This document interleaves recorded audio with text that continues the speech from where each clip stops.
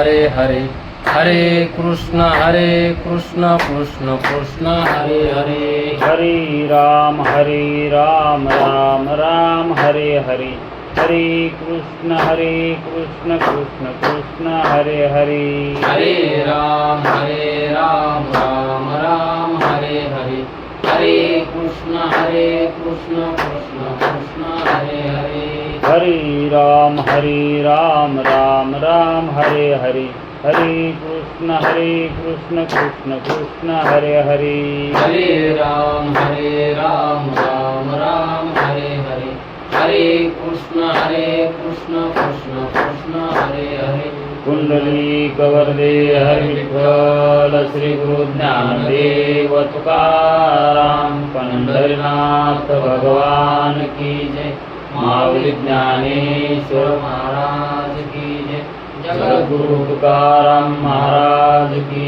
जय ब्रह्मनिष्ठ गुरुवर्य रंगनाथ महाराज की जय श्री विनायकं गुरुनौमि साखरे नाम विस्तृतं येषां चरण सान्निध्यात् जीवा मुक्ता भवन्ति साखरे वंशविख्यातं ज्ञानदानपरायणं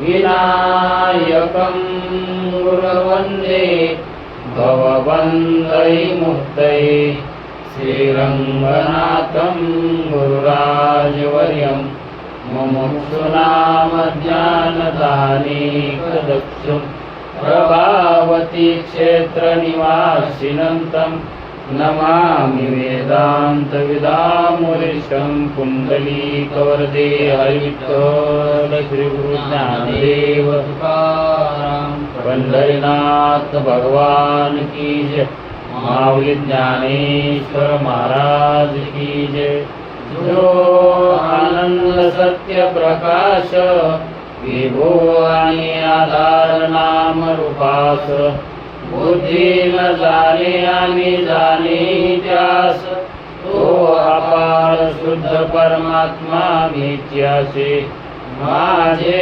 अपार स्वरूप समुद्रावरती जणू तरंग ब्रह्मा विष्णू महेश गणपती सूर्य चंद्र वरुण यम मिरविती देवी कुबेरही तैसेची जो सर्वज्ञानी दयागन मुनी हृदयी ज्याचे करीती ध्यान त्याचे बुद्धी उपाधी करुण नित्याभान मजची माझी होतसे ज्याच्या अज्ञाने भाषे जगत जसा दोरीवरी सर्प दिसत परी तोही ठाईना सर्प जगत ते स्वतंत्र आणि स्वयं ब्रह्म मीच्यासी पुण्य पुरुषी सदैव निष्काम बोध प्राप्ती कारणे भजावाराम तो मीच्या हे आत्माप्त काम नवी नमन कवना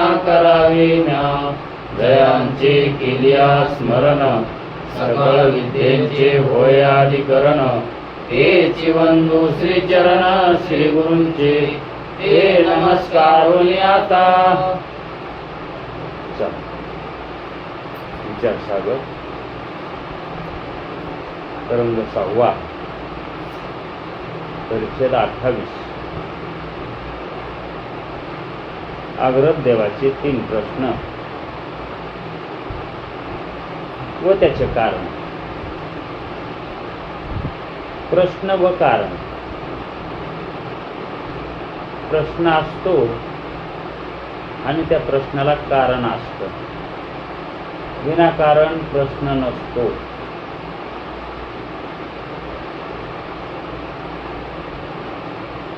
प्रश्नाला कारणच असतं.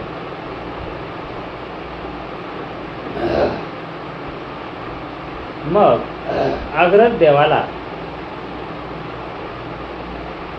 3 प्रश्न उत्पन्न झाले. कुठे?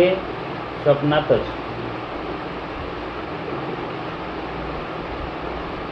सद्गुरूला मनोभावानं शरण गेला आणि त्याला 3 प्रश्नाची उत्पत्ती झाली.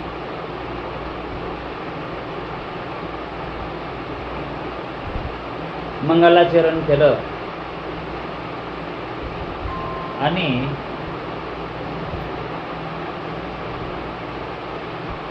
भगवान व्यासांचं रूपकात्मक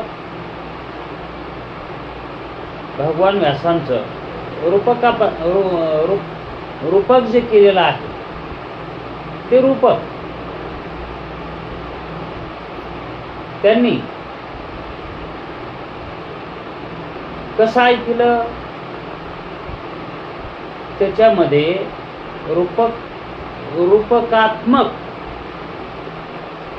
रूपक करून त्यांचं वर्णन केलं. म्हणजे त्यांच्या वर्णनामध्ये रूपक करून त्यांचं वर्णन केलं, हे त्यांनी ऐकलं. आणि मग ते झाल्यावर सद्गुरू म्हणाले,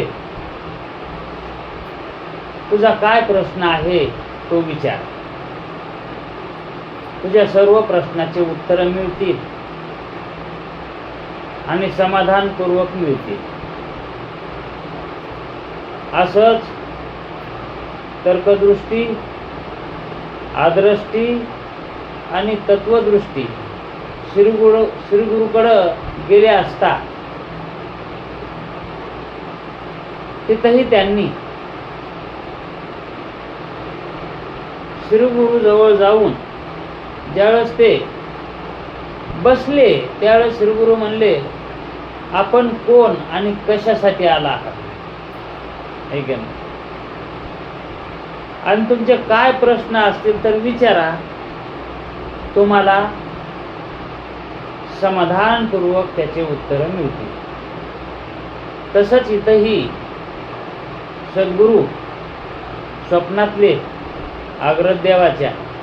आग्रदेवाला म्हणाले, तुला काय प्रश्न आहेत ते विचार, तुझ्या प्रश्नाचे पुरेपूर उत्तर मिळतील, तुला समाधानपूर्वक उत्तर मिळतील. मग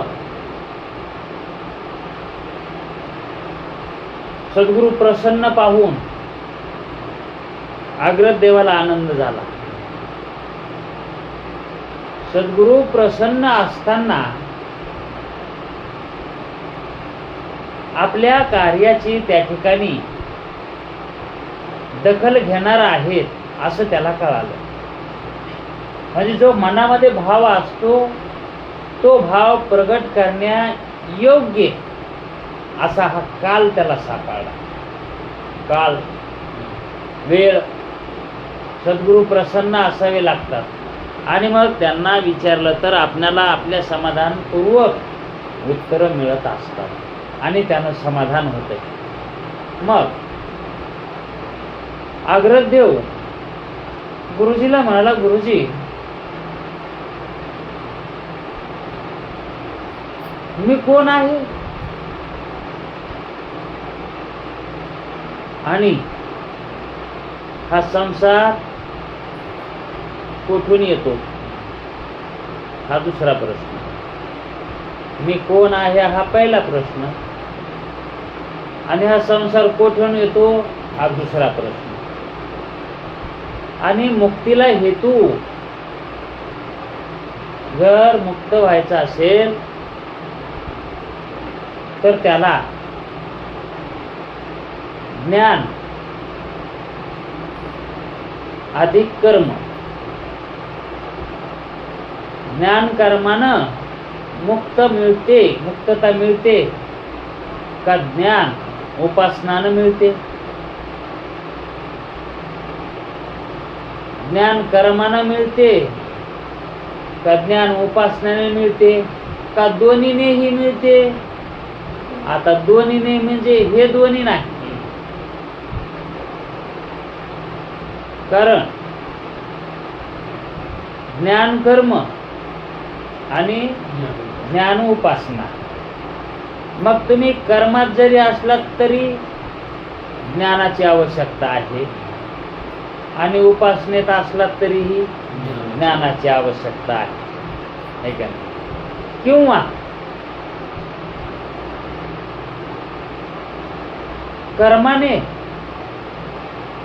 आणि उपासनेने, कर्माने किंवा उपासनेने मोक्ष प्राप्त होतो, मुक्तता मिळते.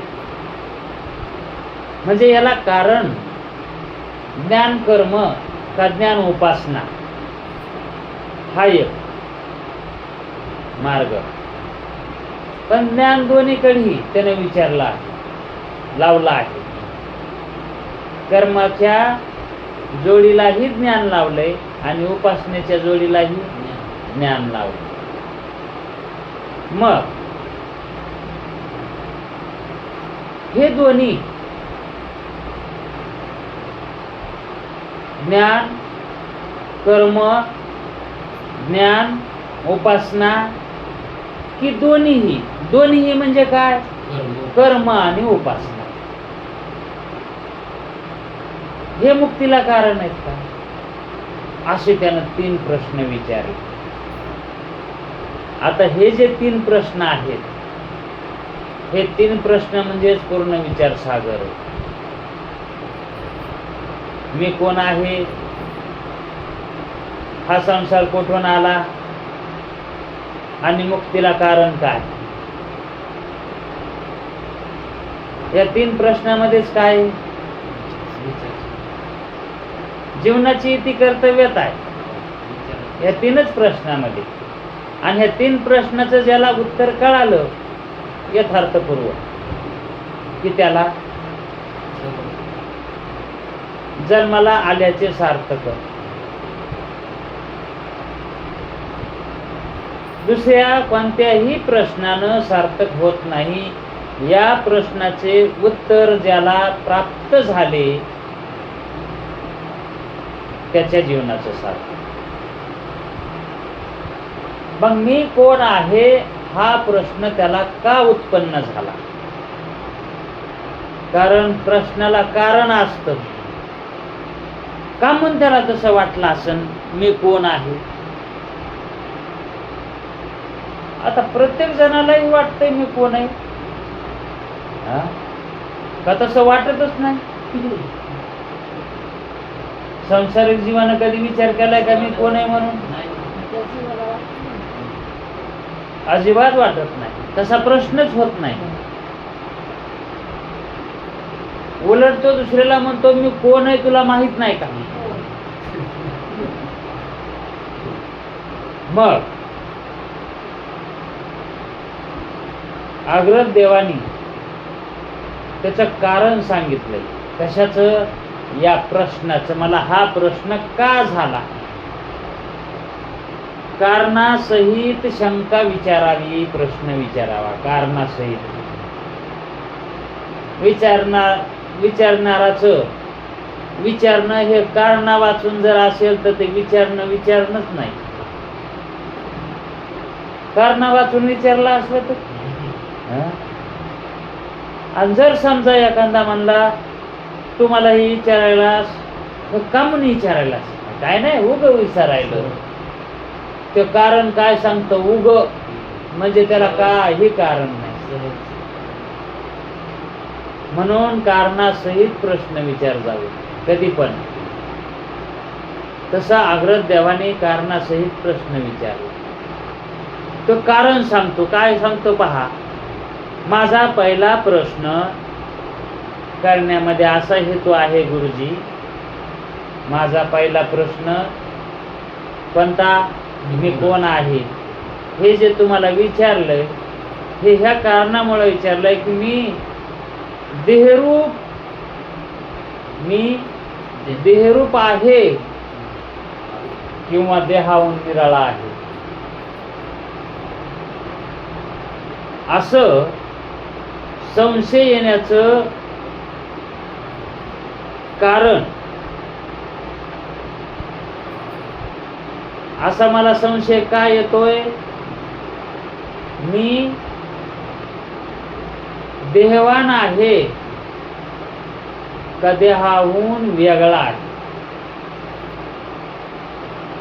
मी मनुष्य आहे असे मला वाटते. मला काय वाटतंय? मी मनुष्य आहे. मग मी मनुष्य आहे तर मग देहासहित मी मनुष्य आहे का देहाला सोडून आहे? कारण मला संशय असा यायलाय, मला संशय प्रश्न असा उत्पन्न पडाय, एखाद्या वेळी मला काय वाटतंय? मी मनुष्य आहे. एखाद्यावर वाटतंय मला मी मनुष्य आहे. आणि मग तसं मला जर वाटले तर यावरून मी देहरूप आहे असे मला वाटते. कारण मी मनुष्य म्हणतो त्या अर्थी मी देहवान आहे. कारण देहवानच मनुष्य असतो. जे देहवान नाही ते मनुष्य कसं म्हणा? मनुष्य जन्म म्हणजे देहरूप आहे का नाही? मग मला वाटतंय मी मनुष्य आहे. मग ह्या म्हणण्यानं सहजच मी देहरूप आहे. यावरून मी देहरूप आहे असे ठरते. ठरतच ना का मी देहरूपच आहे असं वाटतंय का नाही? बर, मी देहरूप आहे समजा, मी देहरूप आहे असं जर म्हणावं तर एखाद्या वेळेस हे माझे शरीर आहे असंही मला वाटतंय.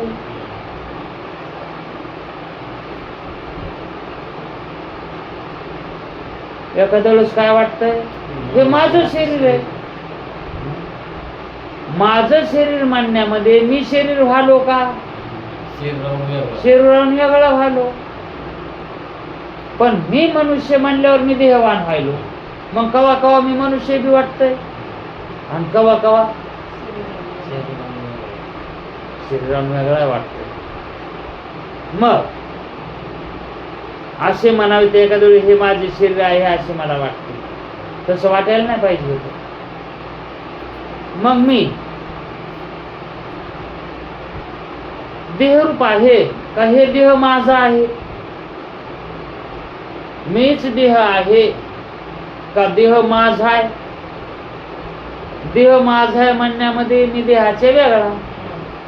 मी देह म्हणल्यावर मी मनुष्य झालो, मी देह झालो आहे का नाही? मग मी देहरूप आहे म्हणजे मी मनुष्य आहे का मी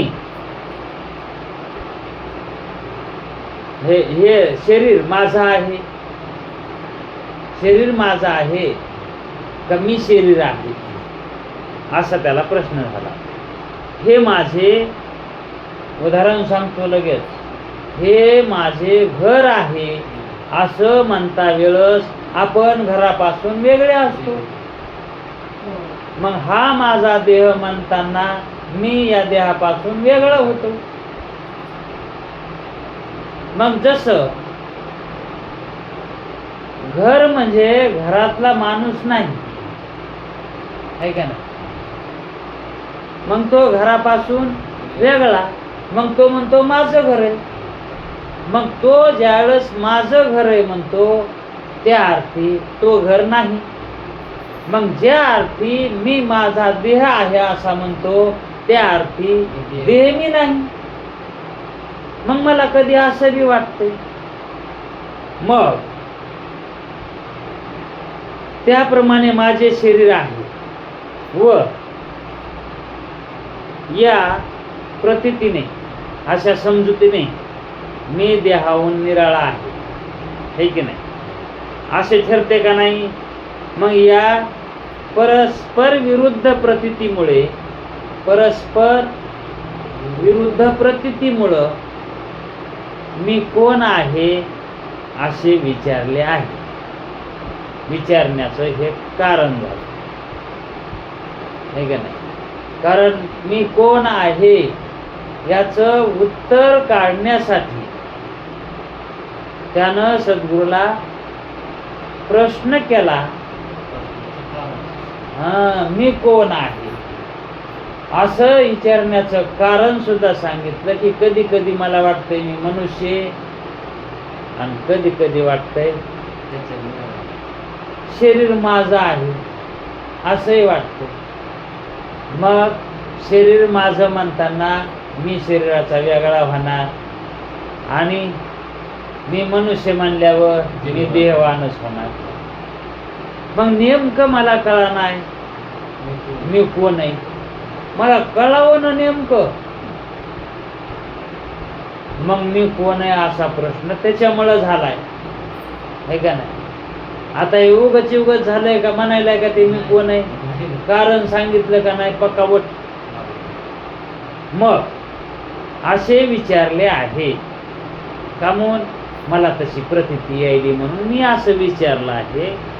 देहाहून भिन्न असलो तर करता आहे या करता आहे.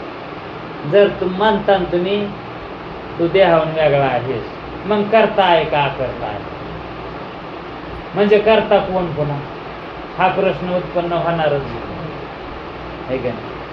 मग अकर्ता असलो तर सर्व शरीरामध्ये एकच आहे, सर्व शरीरामध्ये एकच आहे का अनेक आहे, नाना आहे, वेगवेगळा आहे. असा पहिल्या प्रश्नाचा अभिप्राय आहे.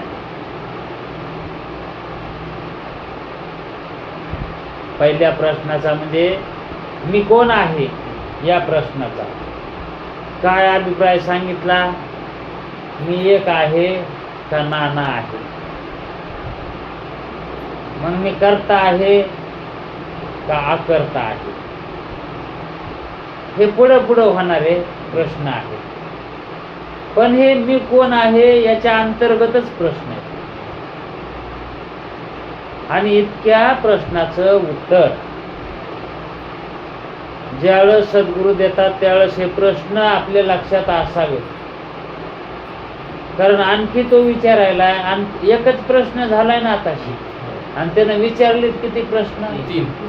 आता दुसरा प्रश्न काय त्याचा, संसार कुठून आला. आता या संसाराचा कोणी करता आहे का, या संसाराचा करता कोणी आहे का, आणि त्याचा करता आपणच होतो. या संसाराचा करता दुसरं कोणी आहे का आपणच आहोत. करता असेल तर जीव का मग ईश्वर. करता जर असेल मग जीव आहे का ईश्वर आहे, मग आपण आहेत का देव आहे या जगाचा करता. ईश्वर जर म्हटलं तर तो एकदेशी स्थित आहे. ईश्वर म्हटल्यावर काय, तो एकदेशी आहे की व्यापक आहे, म्हणजे संकुचित आहे का व्यापक आहे, असा त्यानं प्रश्न विचारला. व्यापक जर असेल ईश्वर, समजा व्यापक आहे ईश्वर, तर आकाशापासून जसे जीव भिन्न आहेत, कशापासून, आकाशापासून जीव भिन्न आहेत, मग तसे व्यापक ईश्वरापासून जीव भिन्न आहेत. आकाशापासून जसे जीव भिन्न आहेत तसं व्यापक ईश्वरापासून जीव भिन्न आहेत किंवा अभिन्न आहेत. म्हणजे ईश्वरूप आहेत का ईश्वराच्या निराळे आहेत जीव.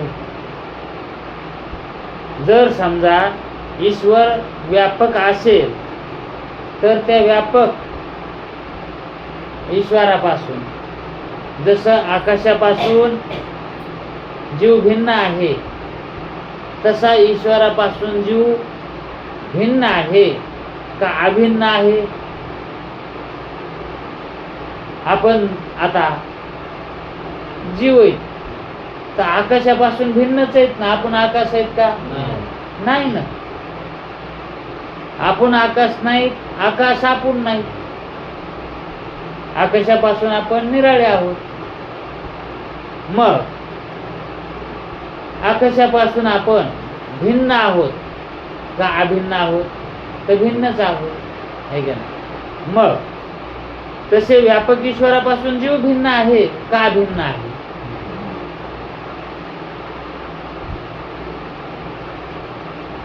असा या दुसऱ्या प्रश्नाचा अभिप्राय आहे. संसार कोठून आला? त्या प्रश्नाच्या बरोबरच हे दुसरे प्रश्न सहजच उत्पन्न होतात, है का? मग हा एक दुसरा प्रश्न झाला, संसार कोठून आला. आणि असं विचारण्याचं कारण काय? मग संसार कोठून आला हे विचारण्याचं कारण काय? तर कारण ईश्वरापासून जीव भिन्न आहे का अभिन्न आहे? त्याला दृष्टांत त्याला आकाशाचा. जसे जीव आकाशापासून भिन्न आहेत, मग ईश्वरापासूनही भिन्नच मानावे लागतील. आणि जर ईश्वरापासून मग भिन्न मानायचं का अभिन्न मानायचा जीव, असा प्रश्न आहे. म्हणजेच ईश्वरानं जी काही ही सृष्टी निर्माण केलेली आहे, तर ही सृष्टी कोठून आली? तो म्हणतो कुठून आली? कोणी केली म्हणायलाय का? कुठून आली म्हणजे ही कुठेतरी दुसरीकडे होती आणि इथं आली असं म्हणायचंय का त्याला? तो म्हणतो जसं आकाश व्यापक आहे, पण जीव त्याच्यापासून भिन्न आहेत, तसं व्यापक ईश्वरापासून जीव भिन्न आहेत किंवा अभिन्न आहेत, असा या दुसऱ्या प्रश्नाचा अभिप्राय आहे. आणि माझा एक तिसरा असाच प्रश्न आहे की आता मुक्तीचा हेतू ज्ञान आहे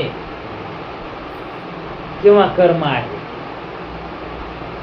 ज्ञान आहे का कर्म आहे किंवा उपासना आहे?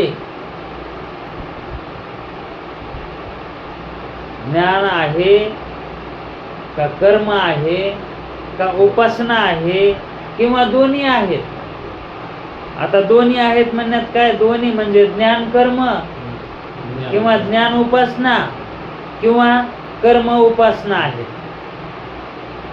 कर्म उपासनाची एक जोड घातली त्यानं, ज्ञान कर्माची एक घातली आणि ज्ञान उपासनाची एक घातली, आणि कर्मन उपासनाची एक घातली. अशा 3 जोडी घातल्या, हे का? मग याच्यातल्या कोणती जोडी योग्य आहे? ज्ञान मुक्ती होण्याला, मोक्ष मिळण्याला कारण या तिन्हीपैकी कोणतं? असा तिसऱ्या प्रश्नाचा अभिप्राय आहे. मग आता पहिला प्रश्न कोणता आहे?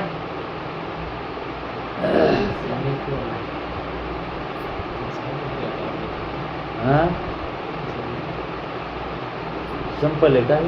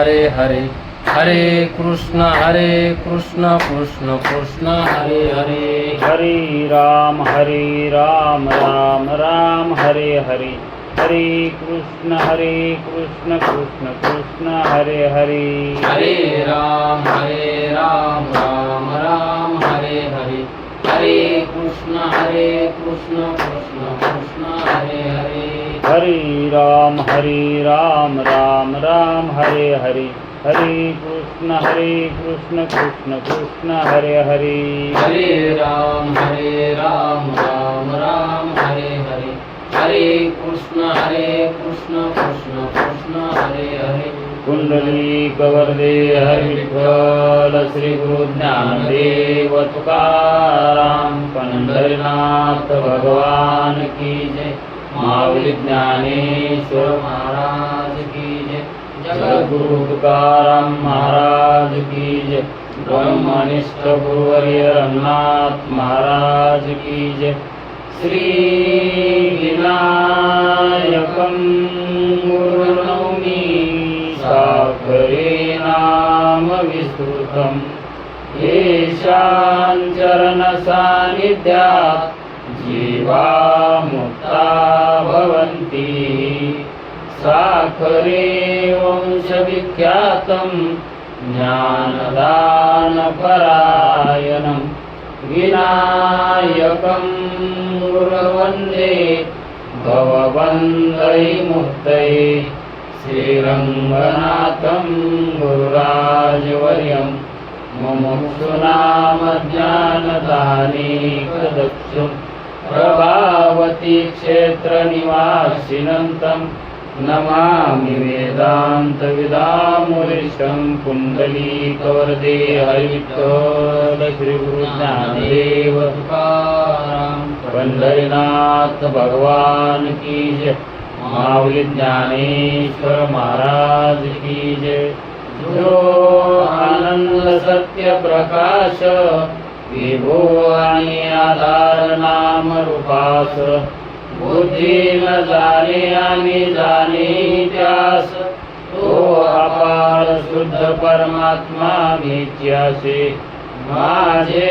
अपार स्वरूप समुद्रावरती जणू तरंग ब्रह्मा विष्णू महेश गणपती सूर्य चंद्र वरुण यम मिरविती देवी कुबेर ही तैसेची जो सर्वज्ञ आणि दयागण मुनी हृदयी ज्याचे करीती ध्यान त्याचे बुद्धी उपाधी करुण नित्याभान मजची माझी होतसे ज्याच्या अज्ञाने भाषे जगत जसा दोरीवरी सर्प दिसत परी तोही ठाईना सर्प जगत ते स्वतंत्र आणि स्वयं ब्रह्म मीच्यासी पुण्य पुरुषी सदैव निष्काम बोध प्राप्ती कारणे भजावाराम तो मीची आहे आत्माप्त काम तरी नमन कवना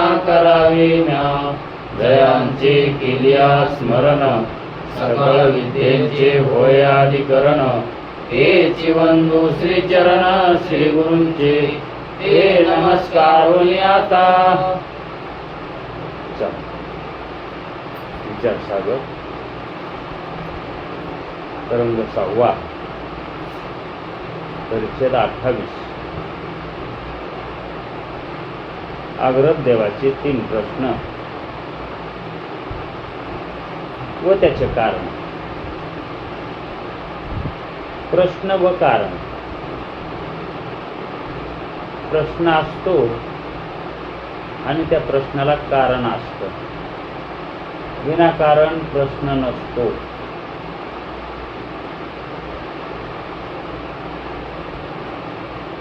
प्रश्नाला कारणच असतं.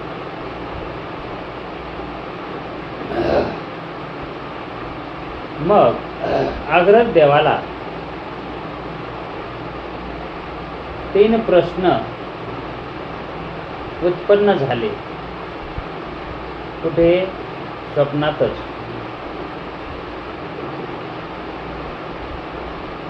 सद्गुरूला मनोभावानं शरण गेला आणि त्याला 3 प्रश्नाची उत्पत्ती झाली.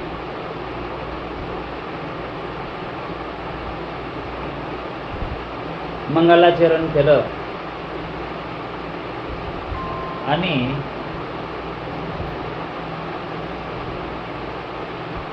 भगवान व्यासांचं रूपकात्मक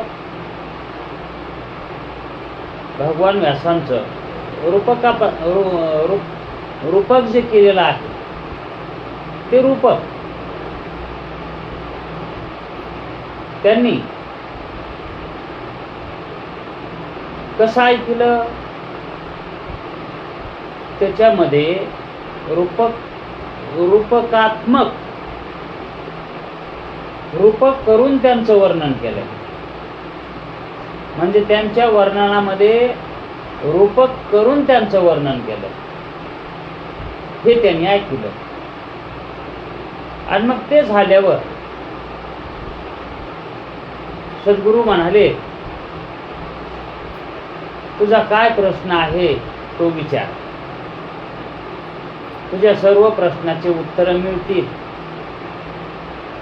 आणि समाधानपूर्वक मिळतील. असंच तर्कदृष्टी, आदृष्टी आणि तत्वदृष्टी श्रीगुरूकडं गेले असता तिथंही त्यांनी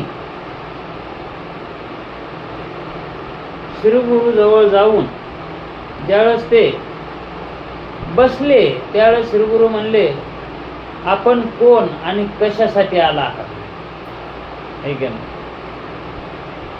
आणि तुमचे काय प्रश्न असतील तर विचारा, तुम्हाला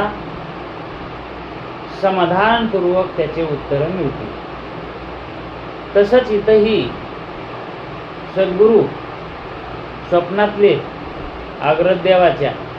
आग्रदेवाला म्हणाले, तुला काय प्रश्न आहेत ते विचार, तुझ्या प्रश्नाचे पुरेपूर उत्तर मिळतील, तुला समाधानपूर्वक उत्तर मिळतील. मग सद्गुरू प्रसन्न पाहून आग्रदेवाला आनंद झाला.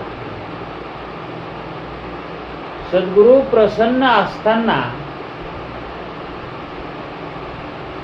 आपल्या कार्याची त्या ठिकाणी दखल घेणार आहेत असं त्याला कळालं. म्हणजे जो मनामध्ये भाव असतो तो भाव प्रगट करण्यायोग्य असा हा काल त्याला सापडला. काल, वेळ, सद्गुरू प्रसन्न असावे लागतात. आणि मग त्यांना विचारलं तर आपल्याला आपल्या समाधानपूर्वक उत्तर मिळत असतात आणि त्यानं समाधान होते. मग आग्रदेव गुरुजीला म्हणाला, गुरुजी मी कोण आहे आणि हा संसार कुठून येतो, हा दुसरा प्रश्न. मी कोण आहे हा पहिला प्रश्न आणि हा संसार कुठून येतो हा दुसरा प्रश्न. आणि मुक्तीला हेतू जर मुक्त व्हायचा असेल तर त्याला ज्ञान अधिक कर्म, ज्ञान कर्मानं मुक्तता मिळते का ज्ञान उपासनानं मिळते? ज्ञान कर्मानं मिळते का ज्ञान उपासनाने मिळते का दोन्हीनेही मिळते? आता दोन्हीने म्हणजे हे दोन्ही नाही, कारण ज्ञान कर्म आणि ज्ञान उपासना. मग तुम्ही कर्मात जरी असलात तरी ज्ञानाची आवश्यकता आहे आणि उपासनेत असला तरीही ज्ञानाची आवश्यकता आहे का नाही? किंवा कर्माने आणि उपासनेने, कर्माने किंवा उपासनेने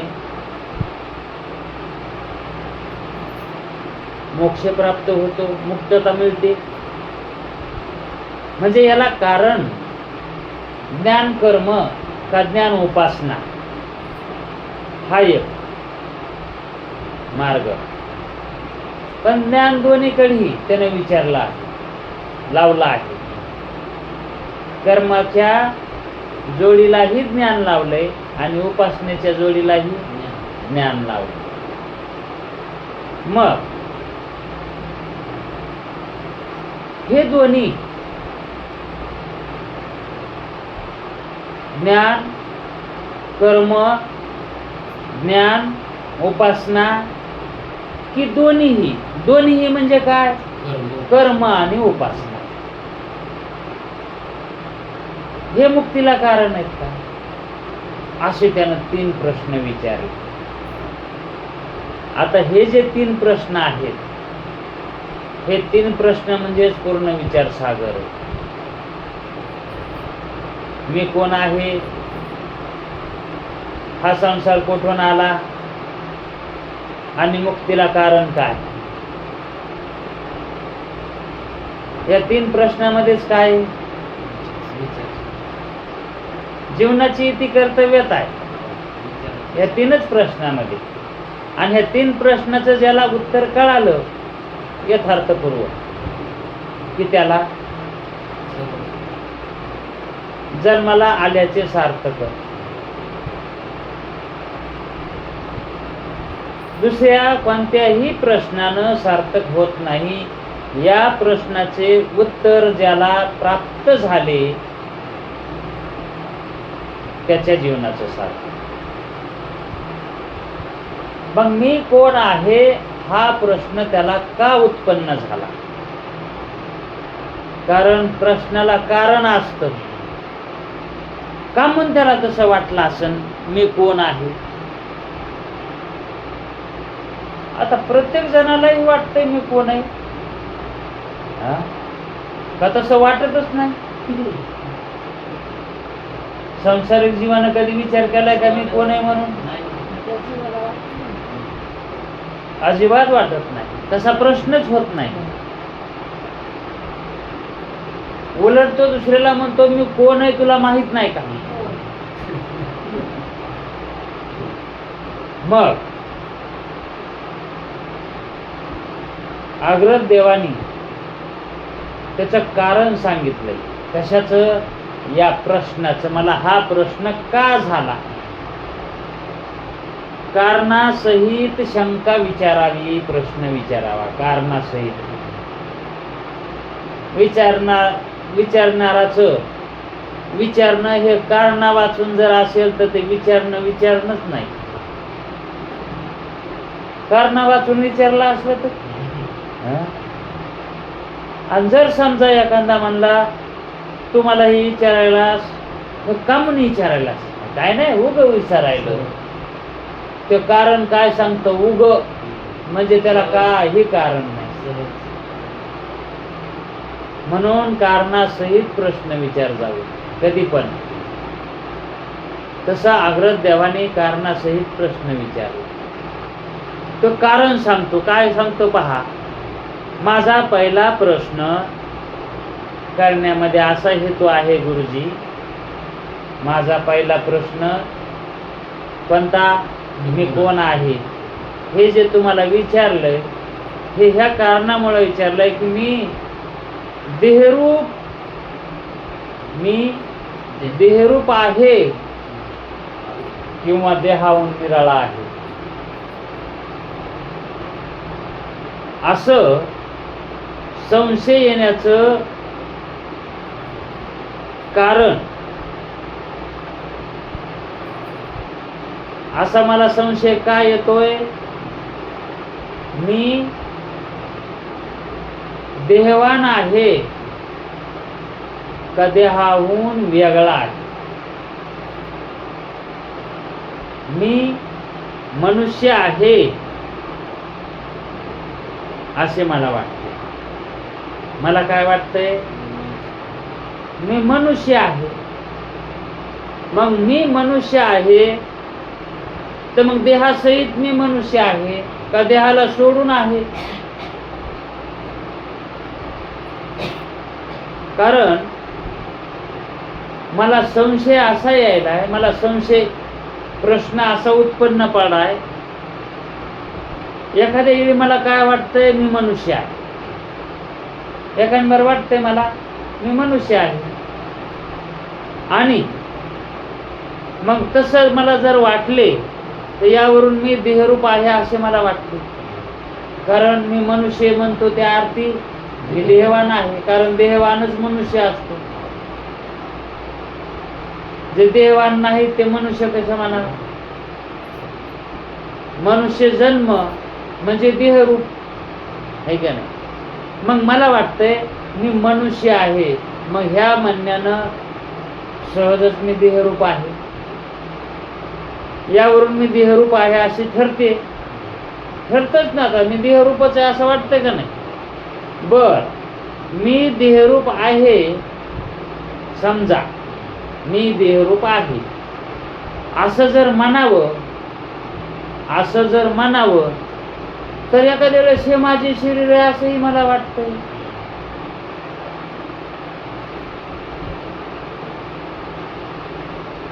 एखाद्या वेळेस काय वाटतंय? हे माझं शरीर आहे. माझं शरीर मानण्यामध्ये मी शरीर व्हालो का? शरीराहून वेगळा व्हालो. पण मी मनुष्य म्हणल्यावर मी देहवान व्हायलो. मग कवा कवा मी मनुष्य बी वाटतंय आणि कवा कवा शरीराहून वेगळा वाटतंय. मग असे म्हणावे ते एखाद्या वेळी हे माझे शरीर आहे असे मला वाटते.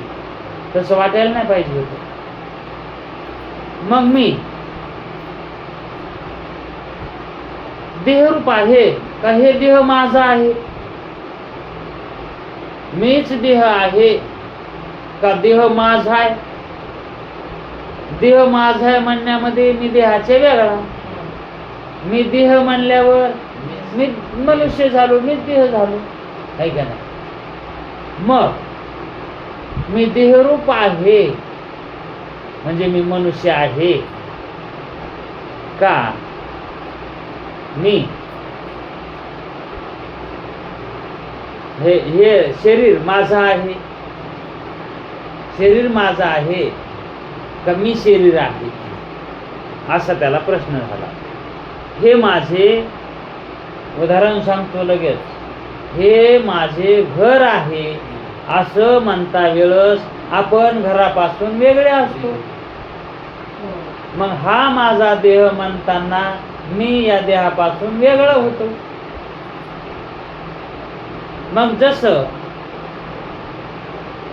घर म्हणजे घरातला माणूस नाही आहे का नाही? मग तो घरापासून वेगळा. मग तो म्हणतो माझं घर आहे.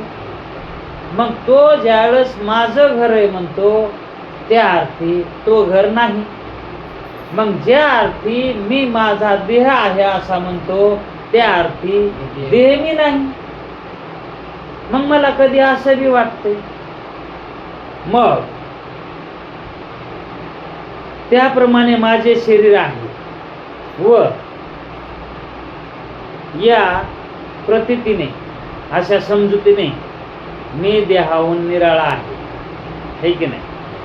असे ठरते का नाही? मग या परस्पर विरुद्ध प्रतीतीमुळे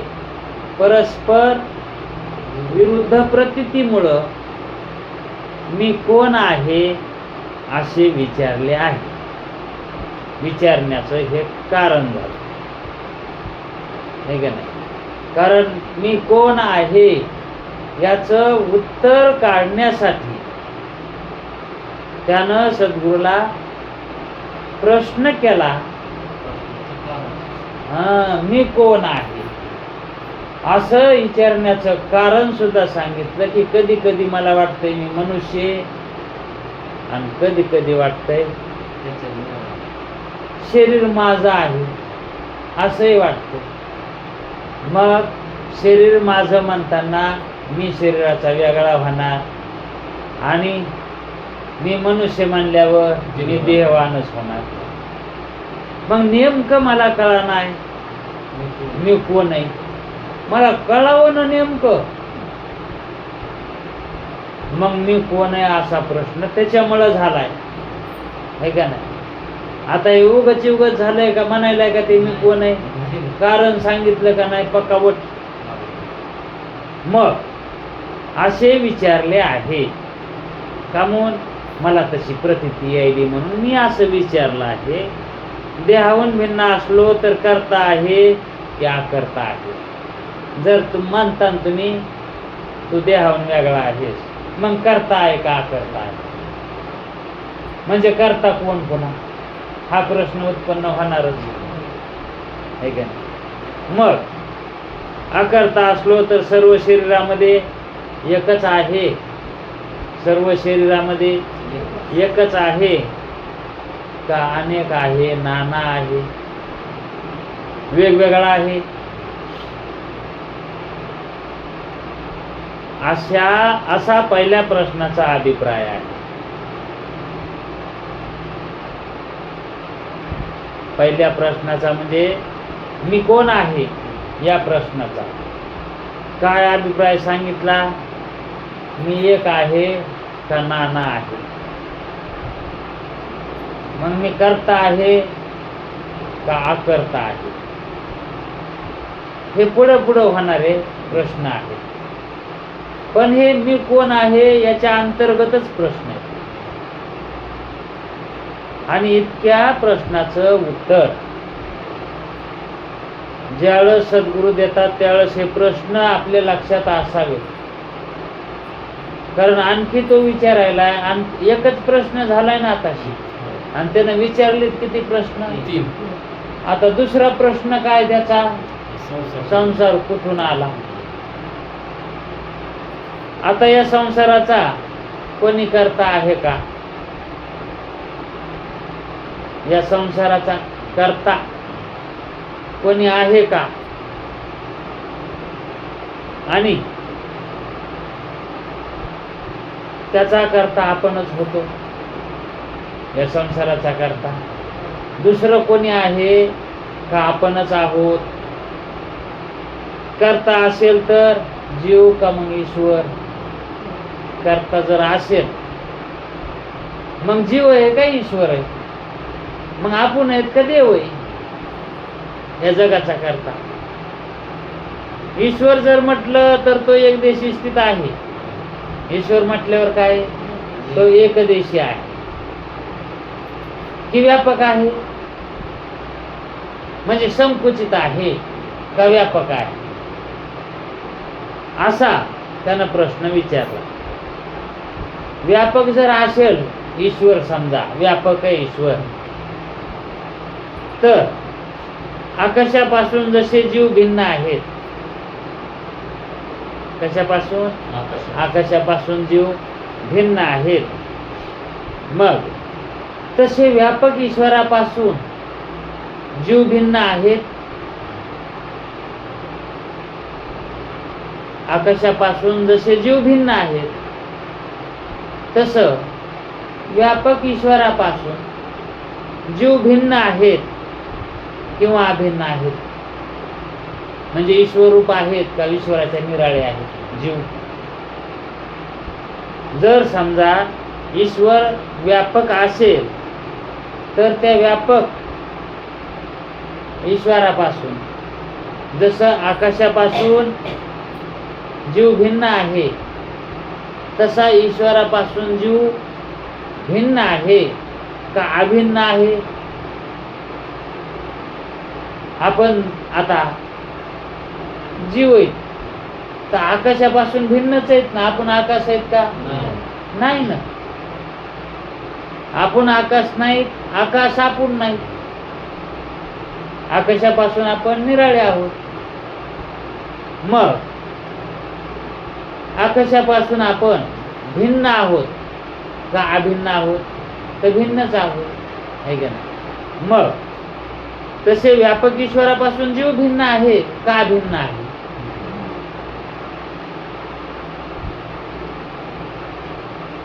असा या दुसऱ्या प्रश्नाचा अभिप्राय आहे. संसार कोठून आला? त्या प्रश्नाच्या बरोबरच हे दुसरे प्रश्न सहजच उत्पन्न होतात, है का? मग हा एक दुसरा प्रश्न झाला, संसार कोठून आला. आणि असं विचारण्याचं कारण काय? मग संसार कोठून आला हे विचारण्याचं कारण काय? तर कारण ईश्वरापासून जीव भिन्न आहे का अभिन्न आहे? त्याला दृष्टांत त्याला आकाशाचा. जसे जीव आकाशापासून भिन्न आहेत, मग ईश्वरापासूनही भिन्नच मानावे लागतील. आणि जर ईश्वरापासून मग भिन्न मानायचं का अभिन्न मानायचा जीव? असा प्रश्न आहे. म्हणजेच ईश्वरानं जी काही ही सृष्टी निर्माण केलेली आहे, तर ही सृष्टी कोठून आली? तो म्हणतो कुठून आली? कोणी केली म्हणायलाय का? कुठून आली म्हणजे हे कुठेतरी दुसरीकडे होती आणि इथं आली असं म्हणायचंय का त्याला? तो म्हणतो जसं आकाश व्यापक आहे पण जीव त्याच्यापासून भिन्न आहेत, तसं व्यापक ईश्वरापासून जीव भिन्न आहेत किंवा अभिन्न आहेत, असा या दुसऱ्या प्रश्नाचा अभिप्राय आहे. आणि माझा एक तिसरा असाच प्रश्न आहे की आता मुक्तीचा हेतू ज्ञान आहे किंवा कर्म आहे? ज्ञान आहे का कर्म आहे किंवा उपासना आहे? ज्ञान आहे का कर्म आहे का उपासना आहे किंवा दोन्ही आहेत? आता दोन्ही आहेत म्हणण्यात काय? दोन्ही म्हणजे ज्ञान कर्म किंवा ज्ञान उपासना किंवा कर्म उपासना आहे. कर्म उपासनाची एक जोड घातली त्यानं, ज्ञान कर्माची एक घातली आणि ज्ञान उपासनाची एक घातली, आणि कर्म उपासनाची एक घातली. अशा 3 जोडी घातल्या, हे का? मग याच्यातल्या कोणती जोडी योग्य आहे? ज्ञान मुक्ती होण्याला, मोक्ष मिळण्याला कारण या तिन्हीपैकी कोणतं? असा तिसऱ्या प्रश्नाचा अभिप्राय आहे. मग आता पहिला प्रश्न कोणता आहे?